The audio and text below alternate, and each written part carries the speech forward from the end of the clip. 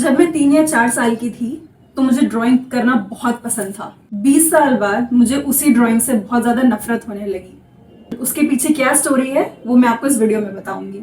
जब मैं 3-4 साल की थी तो मुझे ड्राइंग करना बहुत पसंद था।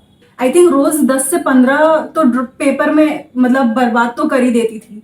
मैं कोई नया सॉन्ग देखती थी, कोई एक्ट्रेस को देखती थी तो मेरा मन करता था कि इमीडिएटली उसकी कॉस्ट्यूम को कॉपी करूं और उसको ड्रॉ करने लगूं। इवन हमारे घर पे जो डोमेस्टिक हेल्प जो आती थी उन दीदी के साथ भी उन्होंने मुझे बैंगल्स से के साथ ड्रॉ करना सिखाया था। स्कूल में पेंटिंग कंपटीशन में हम लोग पार्ट ही इसलिए लेते थे कि प्राइज में हम लोगों को स्केच पेन्स मिलेंगे या फिर कोई कलरिंग बुक मिलेगी। मास्क बनाना या पोटैटो को कट करके लेडी फिंगर को कट करके कुछ वो पैटर्न्स बनाना, तो I use to love doing all these things. Rakhi बनाना, फ्रेंडशिप बैंड बनाना, तो हमेशा तो क्राफ्ट को लेके एक इंक्लिनेशन हमेशा से रहता था। जब मैं 7-8 साल की थी तो एक डॉक्टर के पास मेरे पेरेंट्स और मैं गए थे उनके घर पे फॉर अ विजिट। एंड मैं बोर हो रही थी एंड बॉल पॉइंट पेन रखा था तो I started to observe her and I made a drawing of her. मैंने 7th स्टैंडर्ड में एक नेशनल स्कूल ऑफ ड्रामा की समर वर्कशॉप अटेंड करी थी। वो लोग लिटरली ऑब्जर्व करने को बोलते थे, मेडिटेट करने को बोलते थे। कोई स्टोरी हमने देखी, घर का कुछ इंसिडेंट्स हुआ, उसको रिक्रिएट करने को बोलते थे। And the best part was कि उसमें कोई मार्क्स का कोई सिस्टम नहीं था।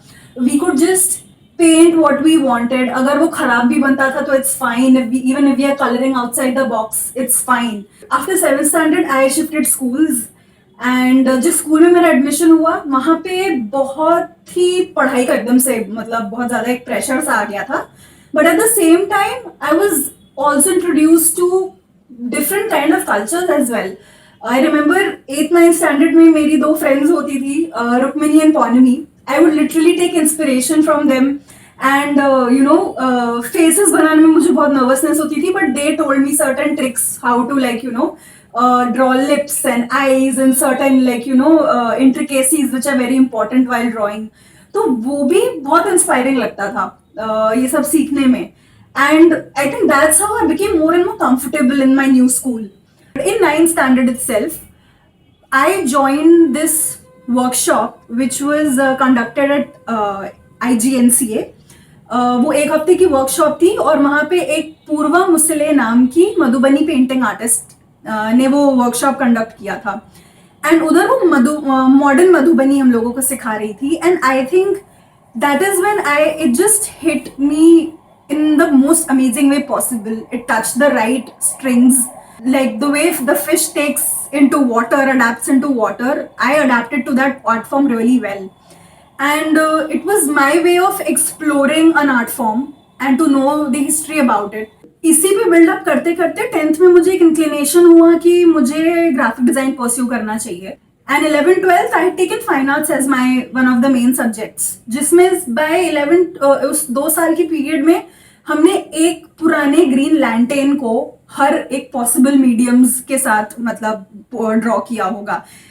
ऑयल में, पेंसिल में, ड्राई पेस्टल्स में, क्रेयॉन्स में। एनआईडी में तो मेरा एडमिशन हुआ नहीं, but I took admission in a different college in Pune. And मेरी जो फ्रेंड थी जिसका ड्राइंग से इतना कुछ ज्यादा नहीं था रिलेशन, जो कि एमबीबीएस उस समय परस्यू करना चाह रही थी, so she ended up being in design as well.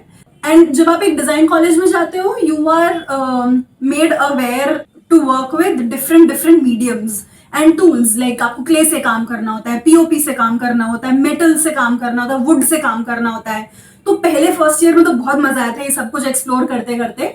But suddenly जब एक स्ट्रीमलाइन होने लगा और मुझे ग्राफिक डिजाइन में इतना कंफर्टेबल महसूस नहीं हुआ, जो लव था ना, जो एक पैशन था to create 20 things, 30 things in a day, वो कहीं कहीं धीरे धीरे कम होने लगा। द सेम art, the same painting, the same drawing that I really liked, I started to develop this very strange, strong hatred towards it.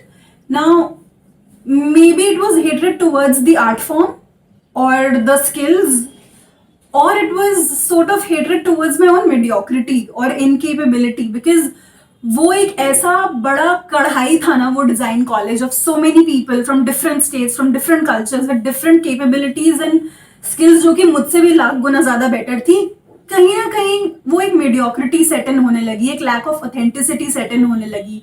मुझे ऐसा लगा कि आई am not good enough. I would bunk my classes and जो हमारे film club की screenings होती थी मैं उसको ऑर्गेनाइज करने जाती थी, उसके लिए पोस्टर्स बनाती थी। तो स्किल्स तो मैं सीख रही थी धीरे धीरे, जैसे आपके इलस्ट्रेटर, फोटोशॉप एंड डिजाइन, जो बेसिक ग्राफिक डिजाइन के आपके जो सॉफ्टवेयर होते हैं वो सब तो मैं सीख रही थी, but I was applying it somewhere else.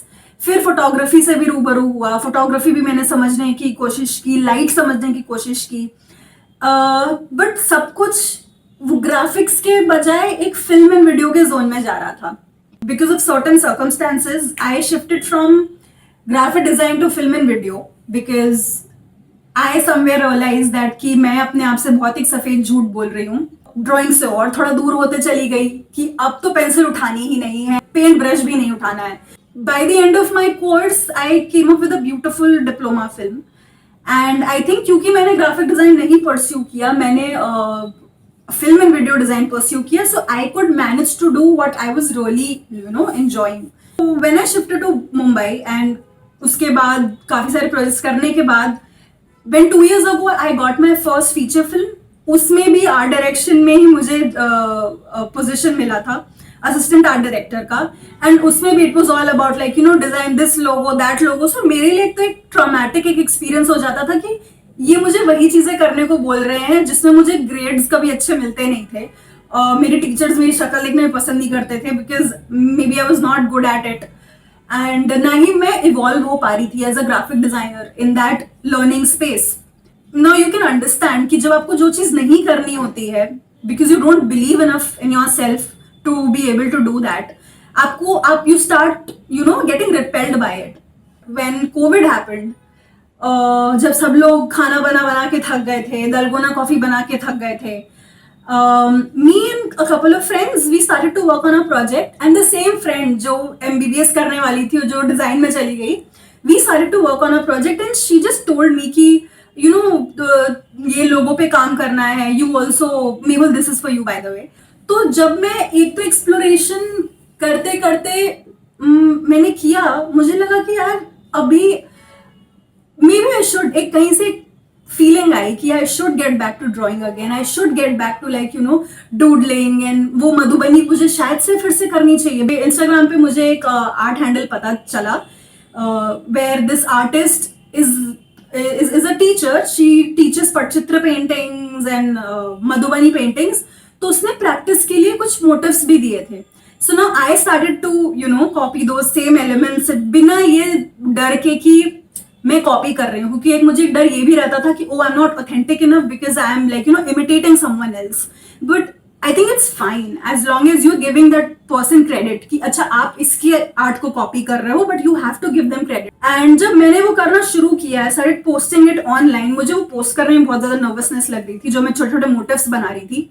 वो करने के बाद the appreciation that I got, the love that I got, there are some friends who even started to draw all over again. Now Madhubani, like any other folk art, it brings people closer, and वही हुआ जब मैंने उसको फिर से करना शुरू किया। Because I remember when I was young, when I was 14-15 years old, जितने भी घरों में शादियां हमारे होती थी, मेरे दादाजी को कहीं से पता चल गया कि मैंने नया नया मधुबनी पेंटिंग करना शुरू किया है। तो हर शादी में वो रात को मुझे एक पेपर पे कोबर के एलिमेंट्स बनाने को बोलते थे, क्योंकि पूरा कोबर तक पूरे वॉल पे बनता है अच्छे से। It's a UP Bihar wedding ritual, it's a part of that. And जो औरतें हैं बिहार में, वो तो पूरा का पूरा मतलब कमरा पेंट कर देती हैं, इट्स लाइक अ प्रॉपर कोबर घर। हमारे इंडिया में हर एक स्टेट में, हर एक विलेज में एक उनकी अपनी एक आइडेंटिटी होती है, which is often practised by the housewives, the women of the house. And चाहे वो पटचित्र हो, चाहे वो चेरियल पेंटिंग हो, किसी भी तरीके की कार्विंग आर्ट हो, फैब्रिक पे पेंट करना हो, गोंद आर्ट हो, वर्ली आर्ट हो, and the list is endless. And the more as children we are encouraged to learn our art forms. हमारे बचपन में, हमारे घरों में, हमारे गांव में जो एंसेस्ट्रल लीनिएज में जो ये सब आर्ट प्रैक्टिस होते थे, वो है तो वो भी आने चाहिए हम लोगों को. लाइक इट्स सो इंटरेस्टिंग कि इन चीजों की कोई प्रॉपर एजुकेशन, प्रॉपर ट्रेनिंग नहीं मिलती है, क्योंकि आप घरों में देख देख के चीजें सीखते हो. सो it's so important कि how these things should also be a part of our education system, in our in our design learning, कि हम जो अपने मिट्टी से जो सीख रहे हैं उसको लार्ज स्केल पे भी हम लोग प्रैक्टिस कर सकते हैं. Like there are some brands who are now coming up with textiles and jewellery which is inspired by our Indian folk art and folklores and folk tales. So that being said, now I would like to show my whatever work I've done so far. जो मेरी एक art journey रह चुकी है, जो सब मेरे bed के नीचे है बहुत टाइम से सेफ एकदम, because I literally sleep over my art. This used to be the old rag जिसमें मैं अपने वो ऑयल कलर्स पोंछती थी. These are my really old oil colours. Some very weird sketches in the phase where I was sort of realizing that I draw really bad.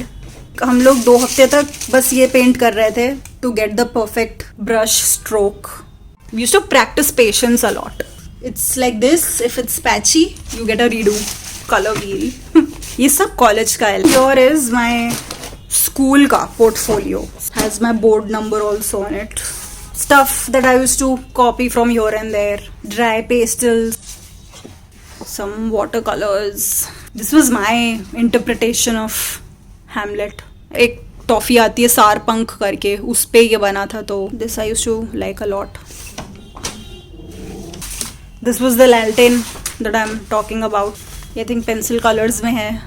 ये तो मैंने किसी competition के लिए बनाया था. I think this was some roller coaster ride.